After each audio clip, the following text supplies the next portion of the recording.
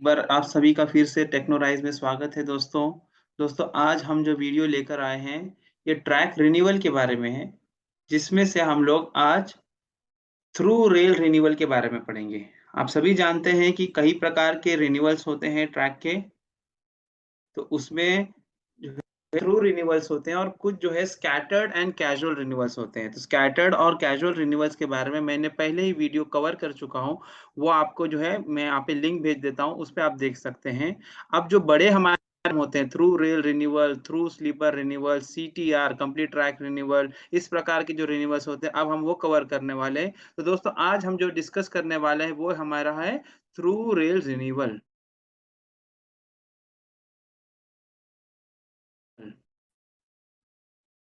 आइए देखते हैं हम लोग थ्रू रेल रिन्यूअल जो है हमारा रेल रिन्यूअल क्राइटेरिया क्या-क्या मेजर कैटेगरीज क्या-क्या है, ये हम लोग पहले देख लेते हैं। इसके बाद में एक-एक करके हम डिस्कस करेंगे। तो सबसे पहले क्राइटेरिया जो है वो है हमारा इंसिडेंसेस और rail fracture. Incidences of rail fracture. तो पहला हमारा क्राइटेरिया है incidences of rail fracture. Then comes wear on rail. Then comes maintainability of track to prescribe standards. फिर इसके बाद है expected service life in GMT and then plan based renewals. तो अगर हम लोग इसको देखेंगे तो 5 मेजर कैटेगरी में आईआरपीडब्ल्यूएम ने इसको क्लासिफाई किया हुआ है। सबसे पहला हमारा जो क्लासिफिकेशन है वो है हमारा इंसिडेंसेस ऑफ रेल फ्रैक्चर और रेल फेलियर। उसके क्राइटेरिया पे जो है रेल रिन्यूअल कब करेंगे हम। दूसरा वियर ऑन रेल्स, इसको भी हम देखेंगे। Then comes maintainability of track. फिर then service life in terms of GMT and plan based renewal. तो आइए हम लोग एक-एक करके हम लोग इन सब के बारे में डिस्कस करेंगे। देखिए दोस्तों, यहाँ पर इंसिडेंसेस ऑफ रेल फ्रैक्चर के आधार पे 2 क्राइटेरिया दी हुई है, उनको हम ज़रा समझ लेते हैं। आईआरपीडब्ल्यूएम के हिसाब से ही है। सबसे पहला क्या है, 5 withdrawals per 10 kilometre in a year or more due to fracture and or rail flaws detected by USFD as IMR. यानी कि हमारा पर 10 किलोमीटर, इसको ध्यान रखना है, साल में 1 किलोमीटर नहीं 10 किलोमीटर है। प्रति 10 किलोमीटर में अगर 5 या 5 से ज्यादा रेलें बदली की गई, on what account, on account of fracture.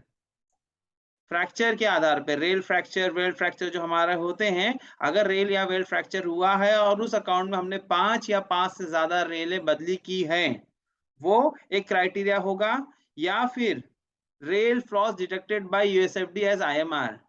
USFD वाले जो हमारी टीम होती है, यूएसएफडी पीडब्ल्यूआई, वो अगर आईएमआर मार्क करते हैं हमारे ट्रैक में, तो it is considered as good as rail fracture. ये IMR is considered as an fracture only. इसलिए अगर 5 या 5 से ज्यादा रेलें प्रति 10 किलोमीटर में एक साल में बदली की गई, रेल फ्रैक्चर या फिर आईएमआर के बेसिस पर, तो वो पैच जो हमारा होगा, it is already it will be considered as good for TRR. उसके लिए वो सैंक्शन करने के लिए क्राइटेरिया हम प्रपोजल, ट्रैक प्रपोजल बना के उस पैच का भेज सकते हैं। ये हमारा पहला क्राइटेरिया हो गया फ्रैक्चर के आधार पे। दूसरा क्राइटेरिया क्या है, through rail renewal is also allowed in locations where more than 30 defective welds per track kilometer are existing। एक ट्रैक किलोमीटर में 30 या 30 से ज्यादा डिफेक्टिव वेल्ड्स, ये यूएसएफडी वाले हमारे जो है वेल्ड की भी टेस्टिंग करते हैं। तो अगर 30 से ज्यादा वेल्ड पर ट्रैक किलोमीटर, दोनों में यहाँ पे अपने को कंपेयर करना, हमको देखना है। यहाँ पे लिखा है पर ट्रैक किलोमीटर, यानी 1 किलोमीटर में अगर 30 से ज्यादा डिफेक्टिव वेल्ड है तो वो पैच टीआरआर के लिए सैंक्शन हो जाएगा। और यहाँ पर क्या लिखा है, पर 10 किलोमीटर में 5 विड्रॉल्स। तो ये जरा गौर से पढ़ने की चीज है। 10 किलोमीटर एंड पर ट्रैक किलोमीटर में बहुत फर्क है, ये देखना है। तो अगर इन दोनों में से कोई भी क्राइटेरिया हमारे ट्रैक में होती है तो हमारा वो पैच जो है रेल फ्रैक्चर के आधार पे, देखिए अलग अलग हेड्स होते हैं हमारे प्रपोजल को सैंक्शन करने के लिए, अलग अलग हेड्स होते हैं। तो रेल के लिए पहला हेड हो गया हमारा फ्रैक्चर के बेसिस पे। तो फ्रैक्चर के बेसिस में 2 क्राइटेरिया हो गई, पर 10 किलोमीटर 5 विड्रॉल्स या उससे ज्यादा, चाहे वो एमआर हो चाहे फ्रैक्चर हो। दूसरा, मोर देन 30 डिफेक्टिव वेल्स पर ट्रैक किलोमीटर। नेक्स्ट हम लोग आगे बढ़ते हैं। देखिए नेक्स्ट क्राइटेरिया हमारा जो है ये वियर के आधार पे है। पहला इंसिडेंसेस ऑफ वेल फ्रैक्चर जो था फ्रैक्चर के आधार वो हमने देख लिया। अब वियर के बेसिस पे देयर आर डिफरेंट क्राइटेरियाज, तो एक एक करके हम डिस्कस करेंगे। तो वियर के आधार पे क्या क्या क्राइटेरिया है वियर के, तो इसको हम लोगों को समझना पड़ेगा। आमतौर पे हम सिर्फ इतना ही जानते हैं कि या तो फिर लैटरल वियर होगा या तो वर्टिकल वियर होगा, उसी के बेसिस पे नहीं, इसके अलावा भी कुछ क्राइटेरिया दी गई है। टोटल 4 कैटेगरी यहाँ पे हमको दी गई है वियर में। तो इसमें सबसे पहला जो है हमारा जो पॉइंट है, it is nothing but limiting loss of section. Now what is mean by limiting loss of section, इसको पहले समझ लेते हैं। देखिए यहाँ पे मैंने एक रेल का क्रॉस सेक्शन बनाया है। जो ये मैंने पहले जो फुल सेक्शन बनाया है, ये रेड वाला complete, it is nothing but a new rail section, B it 52 kg rail, B it 60 kg rail, कोई भी रेल होने दो। तो ये पूरा जो सेक्शन हमारा जो है रेड कलर से दर्शाया गया है। लेकिन हम जानते हैं कि जब हमारा जो रेल हुए सर्विस में रहती है, उस पर गाड़ियां चलती है, तो उसके अंदर कुछ ना कुछ वियर होता है।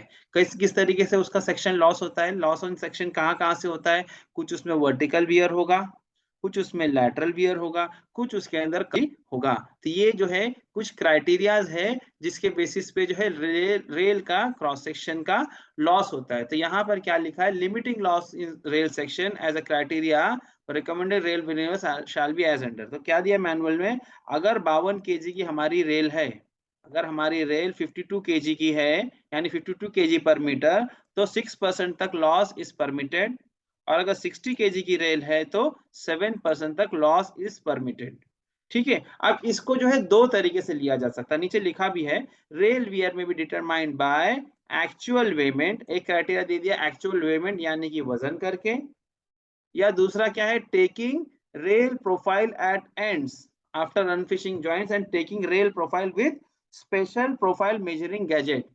तो या तो एक कुछ हमारे पास डिवाइसेस आजकल हमारे पास मार्केट में अवेलेबल है, जिससे हम लोग रेल प्रोफाइल ले सकते हैं, या तो उससे लिया जाए, या फिर हम क्या करें, जो हमारा जो सेक्शन की बात हो रही है उसके अंदर से एक पर्टिकुलर साइज का क्लोजर हम जो है कट करके निकाले सपोज। ठीक है, उसको कट करके हमने, तो हमको पता है 60 kg का अगर रेल है तो 1 किलो में जो है 60 kg होता है, 1 मीटर में सॉरी, वन मीटर में 60 kg का वेट होता है। तो मान के चलो अगर मैंने उसके अंदर से 4 इंच का टुकड़ा निकाला, यानी 100 mm का निकाला, तो कितना वेट होना चाहिए, 6 kg होना चाहिए। तो उसको चेक करेंगे हम लोग। तो अब इसका 6 kg, 100 mm में 6 kg, इसका 7% निकाल लो आप। अगर उससे ज्यादा वेट 93%, मतलब इसको इनडायरेक्टली लेंगे तो 93% से ज्यादा होना चाहिए, मैक्सिमम 7% इज परमिटेड, 7 से ज्यादा परमिटेड नहीं है। इस तरीके से हम लोग बाय वेट ले सकते हैं, या फिर अगर प्रोफाइल मेजरिंग गैजेट हम यूज कर रहे हैं, जिस तरीके से यहाँ पे मेंशन किया है, if you are using special profile measuring gadget जिससे हम प्रोफाइल ले सकते हैं, तो उस केस में हम लोग वेट नहीं लेंगे। उस केस में हम क्या करेंगे, रेल का फुल सेक्शन का एरिया और हमारा जो प्रोफाइल मेजरिंग गैजेट से जो एरिया आएगा, इनको कंपेयर करेंगे। तो loss in area should not be more than 7% in case of 60 kg, and in case of 52 kg it should not be more than 6%। तो ये इस तरीके से है। इसके बाद हम लोग नेक्स्ट क्राइटेरिया पे जाएंगे। देखिए यहाँ पे हम देखेंगे, अगर तो ये हमारा समझो एक कोई रेल का सेक्शन है, तो ये हमारा अब जो सेकंड क्राइटेरिया है, वियर ड्यू टू करोजन के बारे में हम बात कर रहे हैं, जंग लगने की हम बात कर रहे हैं। तो मैनुअल ने उसके लिए renewal based on wear on corrosion account क्या कहता है, corrosion beyond 1.5 mm in the web और foot may be taken as criteria for wear due to corrosion। यानी कि हमारी जो रेल की वेब है, हम जानते हैं कि करोजन किस तरीके से होता है, या तो वो हमारी रेल जो है it is alternate waiting and drawing की कंडीशन में कहीं पर होगी, तब ये हो सकता है। इंडस्ट्रियल बेल्ट अगर हमारा कोई है, वहां पर करोजिव गैस वगैरह डील हो रही, करोजिव गुड्स वगैरह हमारे ट्रैक पे से आना जाना है, तब करोजन होगा। या फिर लाइनर बाइटिंग भी होती है, अगर कोस्टल एरियाज में हम है तो वहां पर जो है लाइनर सीट के पास में, लाइनर सीट के पास में मॉइस्चर आके ठहर जाता है, वहां करोजन होता है। इवन जो है हमारी जो मेल एक्सप्रेस ट्रेन से जो नाइट सॉइल वगैरह होता है, उसकी वजह से भी जो है करोजन बहुत ज्यादा देखने को मिलता है। आजकल तो बायो टॉयलेट्स लग गए हैं, लेकिन फिर भी ये क्राइटेरिया हमारे मैनुअल में है करोजन का। तो करोजन जनरली आमतौर पे हम लोगों को रेल के वेब में या फुट में देखने के लिए मिलता है। तो मैनुअल क्या कहता है, corrosion beyond 1.5 mm in the web और फुट, जो हमारा वेब होता है, वेब का जो थिनेस्ट पार्ट है, अगर वेब की बात करेंगे तो ये तो मैंने यहाँ पे रेक्टेंगुलर बना दिया, बट अगर आप देखेंगे तो सबसे सकरा जो पार्ट होता है, सबसे एकदम थिनेस्ट पार्ट, वहां पर हम लोग जो है मेजर करते हैं। अगर 60 kg की रेल है तो उसकी वेब कितनी आती है, 16.5। 16.5 माइनस 1.5, अगर 15 mm हमको मिलती है तो इसका मतलब क्या है कि it is due for corrosion. इसी तरीके से फुट में भी हम लोग जो है स्टैंडर्ड जो हमारा रेल सेक्शन से कंपेयर करेंगे, if the corrosion is beyond 1.5 mm then we can propose that particular patch for wear due to corrosion के बेसिस पे हम लोग प्रपोजल दे सकते हैं। तो ये भी हमारा वियर का सेकेंड क्राइटेरिया हो गया। इसके बाद अब ये दोस्तों हमारा जो है वर्टिकल वियर के बारे में आ गया। अब ये जो क्राइटेरिया है रेल का वर्टिकल वियर, हम सभी जानते हैं कि जैसे जैसे हमारी ये गाड़ियां चलती है तो रेल का जो हेड है, रेल का टेबल, रेल टेबल बोलो, रेल टॉप बोलो, जो भी हो, वियरिंग जो सरफेस होता है ये टॉप का हिस्सा होता है और गेज फेस होता है। जो ऊपरी सतह जो है, जब रेल नहीं थी तो उसका जो न्यू रेल का प्रोफाइल यहाँ मेंशन किया है, जैसे जैसे गाड़ी चलती है तो उसके अंदर जो है वर्टिकल वियर होता है। आमतौर पे ये बहुत ज्यादा देखने को नहीं मिलता है, इसमें वर्टिकल वियर होने के पहले ही पहले लैटरल वियर या दूसरे डिफेक्ट आ जाते हैं, but still manual has given the range vertical wear के बारे में। तो वर्टिकल वियर के लिए क्या है, अगर 60 kg पर मीटर की रेल है तो उसके लिए vertical wear permitted is 13 mm, यानी कि अगर हमारी नई रेल होती है तो उसकी ओवरऑल हाइट होती है 172 mm, तो 172 माइनस 13 कितना हो जाएगा हमारा, 159। तो वहां तक परमिटेड है, यानी कि उससे ज्यादा अगर वर्टिकल वियर हो गया, 13 mm से ज्यादा हो गया, then it is due for renewal. इसी तरीके से 52 kg पर मीटर में 8 mm, इसकी हाइट होती है 156 mm। तो अगर 148 mm रेल की ओवरऑल हाइट हो गई तो समझ जाइए कि अब ये जो है it should be renewed based on vertical wear, ये हमको यहाँ पर समझ में आना है। ठीक है, तो इसको भी मेजर करने के लिए भी जो है हमारे पास स्टैंडर्ड टेम्पलेट्स हुआ करते हैं, उन टेम्पलेट से हम ले सकते हैं, या फिर हम इसका जो है साइज जो क्रॉस सेक्शन इसको प्लॉट करके, स्पेशल जो गैजेट की हमने अभी बात की थी थोड़ा टाइम पहले, लिमिटिंग लॉस ऑफ सेक्शन के टाइम पे, तो वो प्रोफाइल मेजरिंग गैजेट से भी हम लोग ले सकते हैं। किसी भी तरीके से हमने लिया, अगर वर्टिकल वियर 60 kg रेल में 13 mm से ज्यादा मिलती है और 52 kg रेल में 8 mm से ज्यादा मिलती है तो वर्टिकल वियर के क्राइटेरिया पे रेल रिन्यूअल किया जा सकता है। एक चीज और यहाँ पे ध्यान देने की ये है कि वर्टिकल वियर आमतौर पे सबसे ज्यादा कहाँ देखने को मिलता है।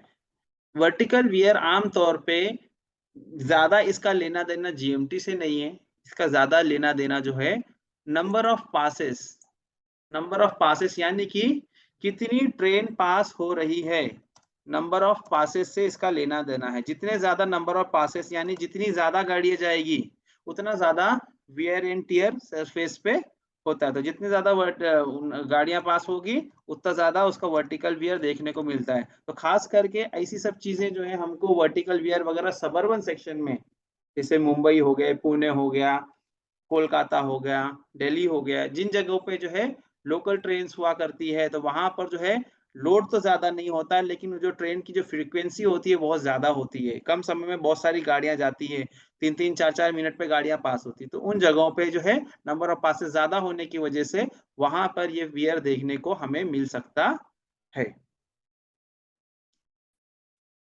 अब देखिए, अब हमारा आ गया लैटरल वियर की बात हो गई। अभी वर्टिकल वियर की बात हुई थी, अब आ जाते हैं लैटरल वियर। इसकी डायग्राम भी देख लेते हैं हम लोग। देखिए इस तरीके से लैटरल वियर, ये हमारा जो रेल का स्टैंडर्ड सेक्शन है, हेड, इसमें देखिए ये जो पोर्शन है ये तो वर्टिकल वियर हो गया, और ये जो साइड का पोर्शन है this is nothing but lateral wear. तो लैटरल वियर, पहली बात तो इसको मेजर कहाँ करना है, मैनुअल क्या कहता है, wear to be measured at a point 30 into 15 mm below rail table, rail table यानी कि रेल का टॉप पोर्शन, इससे 13 से 15 mm, क्योंकि बिकॉज यहाँ पे कर्व होता है ना, रेडियस वगैरह फिलेटिंग वगैरह होती है रेल में, तो वहां से अगर आप रीडिंग लेंगे तो सही नहीं मिलेगी, तो इसे कहा है कि 13 से 15 mm नीचे। हम गेज भी 14 mm नीचे लिया करते हैं, हमारा जो गेज कम लेवल होता है it is design to measure from 14 mm below the rail top. तो उसी तरीके से उसी जगह पर हम लोग वियर भी मेजर किया करते हैं। ठीक है, तो वियर हम लोग इस तरीके से मेजर करते हैं। तो वियर अब किधर होता है दोस्तों, ये पहले अपने को यहाँ पे समझने की बात है कि वियर जनरली आमतौर पे लैटरल वियर की अगर हम बात करें तो लैटरल वियर का लेना देना किससे है, यूं तो यहाँ पे स्ट्रेट के लिए भी उन्होंने कुछ रेंज दिया है, लेकिन प्रोमिनेंट जो है वियर हमारे कर्व्स में होते हैं। तो क्योंकि वियर जो होता है हमारा, it is because of what is the factor lateral wear के लिए, it is nothing but centrifugal force. Centrifugal force जो है ये हमारा ट्रैक के अंदर वियर करता है। देखिए हमारा जो है ट्रैक जो है कर्व ट्रैक में यू ऑल एवरीबॉडी नोज कि जो है हमको क्या करना पड़ता है, कैंट देना पड़ता है। अब कैंट देने के लिए प्रॉब्लम क्या है मैं आपको बता देता हूँ कि आइडियली स्पीकिंग भाई रेल को जो है इनर रेल की कंपैरिजन में आउटर रेल को थोड़ा सा रेज कर देना, ये हम जानते हैं कि समझो ये जो है यहाँ पे ये एक रेल हो गई, outer rail with respect to inner rail को हमको रेज करना है। ये तो बात समझ में आती है, लेकिन प्रॉब्लम क्या होती है कि हमारे पास मिक्स ट्रैफिक का कल्चर है। We have a culture of mix traffic.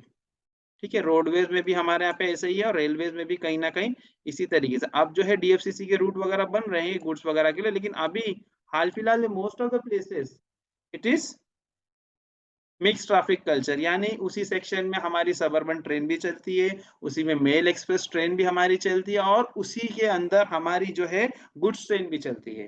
तो अलग अलग गाड़ियां जो हमारी जो चलती है अलग अलग उनकी स्पीड है, तो उस हिसाब से उनकी कैंट की रिक्वायरमेंट अलग होती है। अब जो है किसी भी सेक्शन के लिए कौन सी गाड़ियां ज्यादा है उस हिसाब से कोई एक पर्टिकुलर जो है ट्रेन का जो है स्पीड को है डेटा मान करके हम कैंट दिया करते हैं। तो वो तो पर्टिकुलर जो यहाँ पे कुछ एग्जांपल हम लोग ले लेते हैं ताकि समझने के लिए आसान रहे। फॉर एग्जांपल सबअर्बन ट्रेन है, सबअर्बन ट्रेन है, मान के चलो इसकी स्पीड है 105 kmph। ठीक है, एंड देन कम समझो मेल एक्सप्रेस ट्रेन। ठीक है, इसकी स्पीड समझो 130 kmph है, से इट इज 130 kmph। एंड इसी तरीके से सपोज गुड्स ट्रेन, एंड से इसकी स्पीड जो है उसी सेक्शन में 60 kmph है। तो नाउ सी, तीनों अलग अलग स्पीड है। सबअर्बन 105 पे चल रही है, मेल 130 पे चल रही है, गुड 60 पे चल रही है। तो सबकी जो है क्रैंक की जो रिक्वायरमेंट होगी दैट वुड बी डिफरेंट, किसी का भी सेम होगा नहीं। नाउ जस्ट अज्यूम दैट कि हम जो है अब क्या कर रहे हैं, हम जो है मेल एक्सप्रेस के हिसाब से, सॉरी, हम सपोज सबअर्बन के हिसाब से हमने यहाँ पर कैंट प्रोवाइड किया, यानी 105 के हिसाब से हमने कैंट प्रोवाइड किया। तो सबअर्बन ट्रेन जब हमारी पास होगी तो इन दैट केस जो उसको जो कैंट रिक्वायर्ड होगा, कैंट उतना ही दिया हुआ होगा, तो उसको दोनों व्हील्स जो रेल्स जो है एलएच की रेल आरएच की rail outer and inner rail दोनों पे इक्वल लोड आएगा and there will be an equilibrium cant, कोई दिक्कत नहीं आएगी, किसी भी प्रकार का वियर नहीं होगा। लेकिन अब बात करते हैं हम लोग मेल ट्रेन की। मेल ट्रेन की हमने बात की, इसकी स्पीड 130 kmph है, तो आइडियली स्पीकिंग इसको कैंट जो है ज्यादा चाहिए था, इसको कैंट यहाँ तक चाहिए था सपोज। ठीक है, बट हमने क्या किया, हमने कैंट उतना नहीं दिया, हमने उसको कम ही कैंट दिया। तो अब क्या होगा इन दिस केस, ना this is the particular case जिसकी हम बात कर रहे थे, वियर जहाँ पे यहाँ पे होगा, यहाँ पे आउटर रेल जितना जो कैंट डेफिशिएंसी होगा बिटवीन 130 और 105 में जो डिफरेंस होगा कैंट का, amount से centrifugal force will still act in the outer rail and it will try to go outside, बाहर की तरफ जाएगा। तो वो जो हमारा जो रेल का जो गेज फेस होता है उस पे जो ट्रेन का जो फ्लैंज होता है, व्हील का जो फ्लैंज होता है, it will be in directly in contact with, यानी ट्रेन का जो व्हील होता है, व्हील के दो पार्ट्स होते हैं। व्हील अगर हम लोग बात करें तो व्हील एक तो इसका एक ट्रेड पार्ट होता है और दूसरा उसका फ्लैंज पार्ट होता है। ठीक है, तो आमतौर पे जो गाड़ियां चलती है ना ये ट्रेड से चलती है, स्ट्रेट ट्रैक वगैरह रहता है, trade is in more contact, flange खाली गाइड करने के लिए साइनोसॉइडल मोशन होता है तो वो जरा टच वगैरह होता रहता है। But when the train travels in the curve, तो कर्व पे जब जाती है तो ये जो मेरा फ्लैंज है, ये फ्लैंज जो है क्या होता है, ये जो है गेज फेस को पकड़ के चलता है, तो ये ही हमारी रेल के अंदर वियर पैदा करता है, ये हमारी रेल में वियर पैदा करता है। That is nothing but lateral wear. तो स्ट्रेट ट्रैक में लैटरल वियर बहुत कम होता है। तो यहाँ पे देखिए, आपने देखा होगा वर्टिकल वियर के टाइम पे रेल का सेक्शन लिया था, वर्टिकल वियर के टाइम पे रेल का सेक्शन लिया था, 52 केजी के लिए कितना, 60 केजी के लिए कितना, 60 केजी के लिए 13 mm, 52 केजी के लिए 8 mm दिया था। ठीक है, लेकिन यहाँ पर रेल के सेक्शन के आधार पे नहीं दिया, रूट के आधार पे दिया है, रूट के आधार पे A route, B route, C route and D route. अब हम सभी जानते हैं कि रूट क्या बेसिस पे क्लासिफाई किए गए हैं, it is based on speed of the train, है कि नहीं। तो स्पीड, जितनी ज्यादा स्पीड होगी उतनी ज्यादा हमारी, हम यहाँ जैसे देख रहे हैं, उतनी ज्यादा हमारी जो है कैंट की रिक्वायरमेंट होगी। Then accordingly the flange forces will be acting. इस हिसाब से जो है हमने रूट के आधार पे लैटरल वियर को जो है क्लासिफाई किया हुआ है। तो स्ट्रेट ट्रैक के लिए इसकी वैल्यू हमारा मैनुअल क्या कहता है, अगर ए और बी रूट है स्ट्रेट ट्रैक में, and this value should be limited to 6 mm, 30 mm से ज्यादा, 6 mm से ज्यादा नहीं होना चाहिए। सी और डी रूट है तो 8 mm, ठीक है। और अगर कर्व ट्रैक है जहाँ पे जो है हमारा कैंट वगैरह, यहाँ पे इसका रोल आता है। स्ट्रेट ट्रैक में तो कोई कैंट का रोल नहीं है, लेकिन फिर भी यहाँ पे वैल्यू दिया हुआ है, क्योंकि साइनोसाइडल मोशन होता रहता तो वियर वगैरह होता है, कहीं टाइट गेज वगैरह रहेगा तो भी ये जो है आपका वियर लैटरली हो सकता है, इसलिए ये वैल्यू दी थी। लेकिन मेजर हमारा गवर्निंग फैक्टर जो है वो हमारा ये पोर्शन है, कर्व ट्रैक। तो कर्व ट्रैक में क्या दिया, ए और बी रूट में 8 mm तक परमिटेड है, और सी एंड डी रूट पे 10 mm तक इट इज परमिटेड। और जैसा मैंने आपको कहा कि कहाँ मापा जाएगा, ये 13 to 15 mm below the rail top. जिस तरीके ये डायग्राम आप यहाँ देख लीजिए, ये मैंने जस्ट आपको थोड़ा टाइम पहले भी दिखाया था। तो ये हो गया दोस्तों हमारा वियर का क्राइटेरिया, वियर के आधार पर रेल। अब देखिए थर्ड कैटेगरी हमारी रेल रिन्यूअल की पहली क्राइटेरिया क्या थी, फ्रैक्चर के बेसिस पे, उसमें हमने दो चीज देख लिया। उसके बाद में हमने वियर का देख लिया, वियर के अंदर क्या क्या था, लिमिटिंग लॉस ऑफ सेक्शन था। देन उसके बाद में क्या था, उसके अंदर लैटरल वियर था, वर्टिकल वियर था और करोजन था, ठीक है। अब हमारा नेक्स्ट जो क्राइटेरिया जो है वो है maintainability of track to prescribed standards. Track को मेंटेन करने में अगर हमें दिक्कत आती है, उस केस में भी हम लोग जो है रेल रिन्यूअल प्लान कर सकते हैं। अब क्या फैक्टर है इसके अंदर, poor running quality of track. Track में रनिंग क्वालिटी, राइडिंग क्वालिटी जिसको हम लोग बोलते हैं, क्वालिटी बेकार है, in spite of extra maintenance labour engage for maintaining the same. यानी कि हमारा जो है स्टाफ जा रहा है वहां पे मेंटेनेंस के लिए, बार बार मैन पावर जो हम भेज रहे हैं मेंटेनेंस के लिए, but still the running is not satisfactory, running अच्छी नहीं है। तो वो एक क्राइटेरिया आ गया हमारा मेंटेनेबिलिटी का। दूसरा क्राइटेरिया इसके अंदर क्या है, disproportionate cost of maintaining the portion of track in safe condition. कोई पर्टिकुलर पैच है, वहां पर बार बार हमको स्टाफ को डेप्यूट करना पड़ रहा है, बार बार मटेरियल चेंज करना पड़ रहा है, तो खर्चा ज्यादा आ रहा है वो पर्टिकुलर पैच पे। Then in that case what will do, will propose it for rail renewal, ठीक है। ये मैं बताऊंगा क्यों करना है। Next is condition of rail with regard to hogging and battering scabbing. Hogging battering rail defect है, स्कैबिंग ऑपरेशनल डिफेक्ट है, रेल में आ जाता है। इसी तरह से व्हील बर्न भी ऑपरेशनल डिफेक्ट है।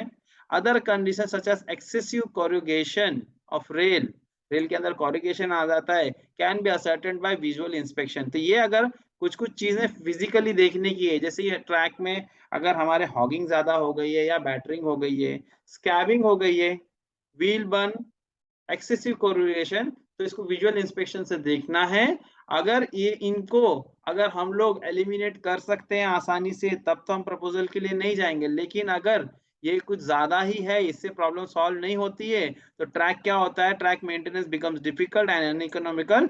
तो यहाँ पे इसको प्रपोजल के लिए, रिन्यूअल के लिए डालना पड़ेगा। देखिए यहाँ पे मैं आपको एक एग्जांपल बताता हूँ, poor running quality of track inspect of extra maintenance labour के बारे में। तो यहाँ पे एक एस्पेक्ट में इनमें से डिस्कस करता हूँ, ये कौन सा वाला, ये excessive corrugation of rail. Rail के अंदर एक्सेसिव कोरुगेशन अगर हो जाता है, तब हमारा जो है ट्रैक प्रपोजल हम लोग मेंटेनेबिलिटी के आधार पर देते हैं। यहाँ मैं थोड़ा इसको आपको एक्सप्लेन करने की कोशिश करता हूँ कि देखिए नॉर्मली क्या होता है, suppose this is my rail along the longitudinal section, अगर साइडवेज अगर देंगे, ये हमारी रेल है। अब इस रेल के अंदर ये हमारी रेल हो गई सपोज साइडवेज, इसका जो टॉप सरफेस होता है ना, ये जो ऊपर का जो सरफेस है, ठीक है, ये जनरली इट इज स्मूथ, ठीक है। लेकिन गाड़ियां चलते चलते चलते चलते एक स्टेज आता है कि इसके अंदर कुछ वेवीनेस आ जाती है। मैं थोड़ा इनलार्ज व्यू में बना रहा, इतना नहीं होता है, ठीक है। तो ये इसके अंदर लॉन्जिट्यूडनली अगर देखा जाएगा तो वेवीनेस डेवलप हो जाती है, ठीक है ना, उबड़ खाबड़ इस तरीके से, ठीक है। ये आपको जो है नेकेड आई से अच्छे से दिखाई नहीं देगा, वर्टिकली रहता है, नेकेड आई से दिखाई नहीं देता, लेकिन इस पैच से जब ट्रेन पास होती है, जस्ट इमेजिन कि यहाँ से व्हील पास हो रहा है, ठीक है।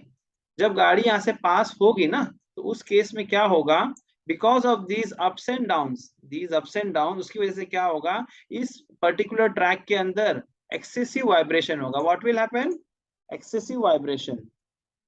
एक्सेसिव वाइब्रेशन होने की वजह से क्या होगा कि इस जगह पे जब गाड़ी पास होगी तो रोरिंग साउंड, बहुत जोर से शोर होगा, और उस एक्सेसिव वाइब्रेशन की वजह से और रोरिंग साउंड की वजह से व्हाट विल हैपन, क्या होगा, हमारी चाबियां गिरने लगेगी, fittings will get loosened, fittings getting loosen, ठीक है, फिटिंग्स हमारी क्या हो जाएगी, लूज होने लगेगी। हाँ, तो इस केस के अंदर हमको समझ जाना है कि यहाँ पर जो है कोरुगेशन डेवलप हो गया है। अब इस कोरुगेशन को निकालने का हमारे पास एक ही तरीका है, अगर इसको इन सर्विस निकालना है तो इसका एक ही तरीका, and that is nothing but rail grinding, which is not very easily available. Rail grinding जो है अभी रेडिली अवेलेबल नहीं है कि हर जगह पे चला जाए। तो रेल ग्राइंडिंग मशीन क्या करती है, ऊपर का जो सरफेस होता है अंडुलेशन वाला, उसको वो कट करके निकाल देती है, ग्राइंड करके, तो वो सरफेस फेसेस स्मूथ हो जाता है। बट दिस इज जहाँ पे जो रूट हमारे जो है कवर्ड बाय रेल ग्राइंडिंग है, वही के लिए अभी चलेगा, लेकिन अदरवाइज सब जगह नहीं अवेलेबल, तो what will do, will replace the rail. तो ये मेंटेनेबिलिटी के आधार पर हमारा ये प्रपोजल हम लोग यहाँ पर सैंक्शन करने के लिए भेज सकते हैं। तो ये एक क्राइटेरिया हो गया, इसमें बड़ी क्लियरली मेंशन किया हुआ है, नीचे देखिए आप, एक रिमार्क नोट है, renewal of rail due to hogged and batter rail and should be considered only if other remedies have not been found to be effective. Hogged और बैटर्ड रेल्स अगर हैं तो उसका तरीका क्या है उसको निकालने का, एंड को क्रॉप करके निकाल दो। तो अगर उससे काम हमारा बन रहा है तो ठीक है, लेकिन अगर नहीं इफेक्टिव है तब हम लोग मेंटेनेबिलिटी के आधार पे इसे प्रपोज कर सकते हैं।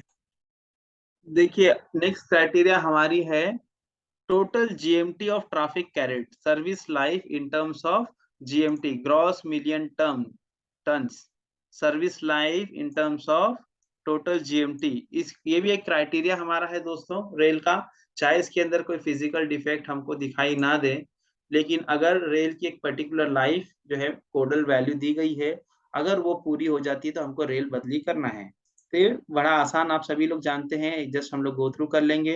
हम सभी जानते हैं हमारे पास दो टाइप की रेल है, 72 यूटीएस एंड 90 यूटीएस की रेल। 72 यूटीएस की रेल जो है हमारी जो है पहले की रेल हुआ करती थी, तो 72 यूटीएस की रेल हुआ करती थी। अब जो हमारे पास रेल आती है वो 90 यूटीएस की है, अल्टीमेट टेंसाइल स्ट्रेंथ। तो जाहिर सी बात है 90 यूटीएस की रेल जो है 72 यूटीएस की रेल से ज्यादा बेटर है, लेकिन हमारे पास सेक्शन में दोनों ही रेलें हमारे पास अवेलेबल हो सकती है। तो अगर 60 केजी की रेल है, if the rail section is 60 kg, 60 kg पर मीटर, अगर 72 यूटीएस की रेल है तो उसकी जो है सर्विस लाइफ 550, अगर वही 60 केजी की रेल 90 यूटीएस की होगी तो 800 उसकी जीएमटी है। इसी तरीके से 52 केजी के लिए 350 72 यूटीएस में, और 90 यूटीएस में 525। अगर हम लोग इन दोनों को कंपेयर करेंगे, 72 यूटीएस और 90 यूटीएस, इनको अगर हम आपस में कंपेयर करेंगे तो हमको ये समझ में आएगा कि 90 यूटीएस की रेल की जो स्ट्रेंथ है,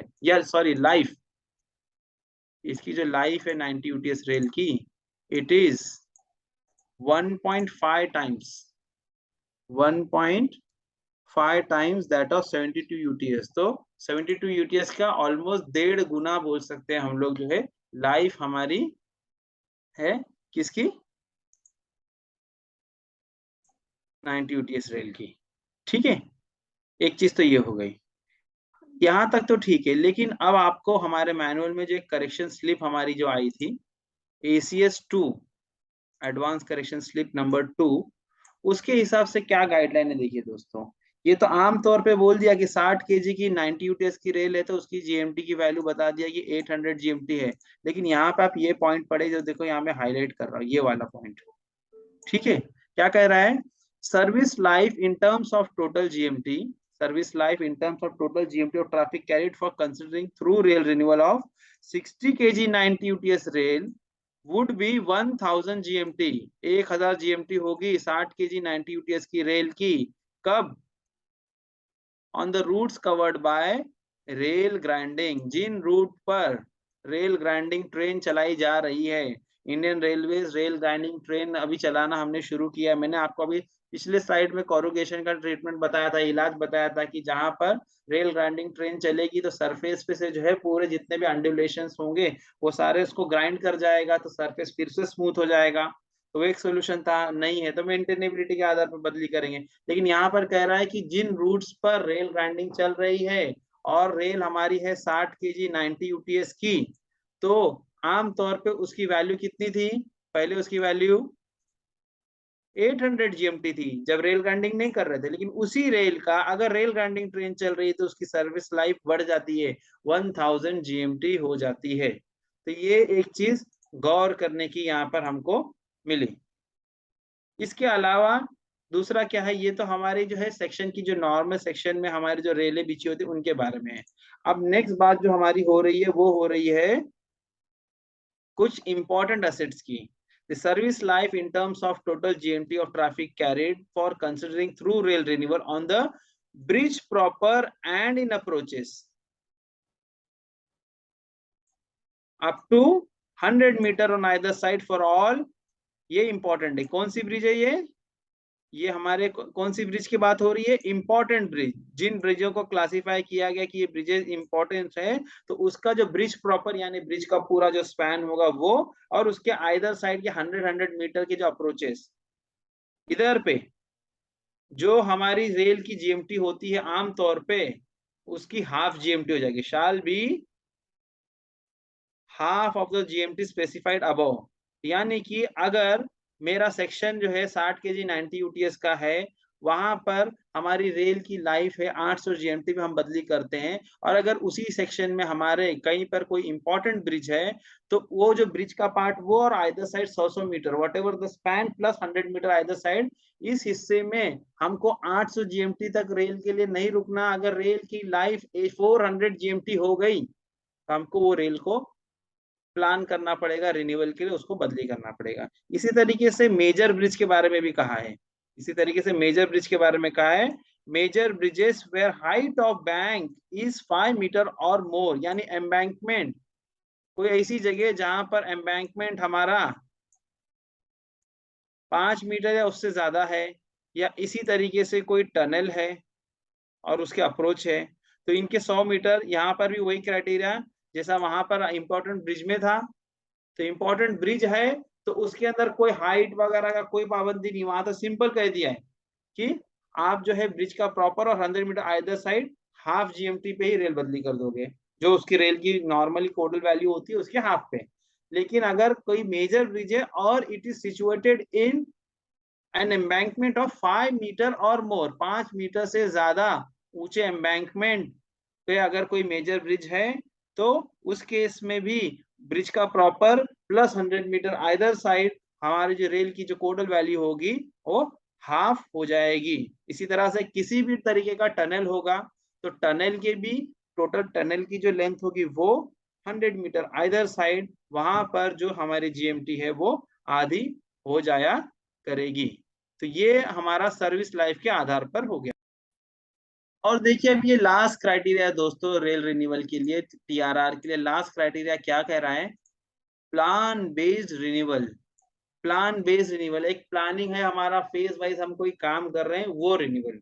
इसके लिए क्या कह रहा है, यहाँ पर किसी भी प्रकार का फिजिकल या डिफेक्ट या जो वियर फ्रैक्चर जो भी हमने अभी पढ़ा ना पीछे, ऐसा अगर कोई चीज नहीं हुआ, इवन जीएमटी भी पूरी नहीं हुई, लेकिन अगर कहीं पर प्री डिटरमाइंड लेवल पे अगर ट्रैक के मॉडर्नाइजेशन की बात चल रही है, modernisation of the track structure, तो renewals to predetermined plan with the objective of modernising the track structure on selected routes in the quickest possible time may be planned even if it involves premature renewal। यानी example के तौर पे मैं आपको बता रहा हूँ कि मान के चलिए हमारा एक पर्टिकुलर रूट है, वहां पर 52 kg पर मीटर की रेल सेक्शन में पड़ी हुई है, and that rail is perfectly fine, उसके अंदर किसी भी प्रकार का ना कोई फ्रैक्चर है ना कोई वियर है, उसकी जीएमटी भी अभी कंप्लीट नहीं हुई है, सब कुछ ठीक ठाक है। लेकिन वो जो रूट है जो सैंक्शन हुआ है उसमें मिनिमम ट्रैक स्ट्रक्चर मान के चलिए कि 60 kg पर मीटर की रेल की होगी। तो वहां पर विदाउट वेटिंग फॉर एनीथिंग हम लोग ट्रैक को मॉडर्नाइजेशन जो हमारा जो क्राइटेरिया उसके लिए क्विकेस्ट पॉसिबल टाइम में हमारा काम करना है, हम क्या करेंगे, प्री मैच्योर रिन्यूअल करेंगे। आमतौर पे ऐसा परमिट नहीं होता, लेकिन कहीं पर प्लान बेस्ड रिन्यूअल है तो ये परमिट होता है। तो दोस्तों ये हो गई हमारी सारी क्राइटेरियाज रेल रिन्यूअल के बारे में। इस तरीके से हमारा टीआरआर का जो है आज का ये वीडियो कंप्लीट होता है। दोस्तों इसके आगे भी कुछ वीडियोस डाली जाएगी, आप लोग वीडियो को पूरी पूरी देखें और अपने फ्रेंड्स को भी शेयर करें, सो दैट मुझे भी मोटिवेशन मिले फर्दर और वीडियोस बनाने के लिए। Thank you.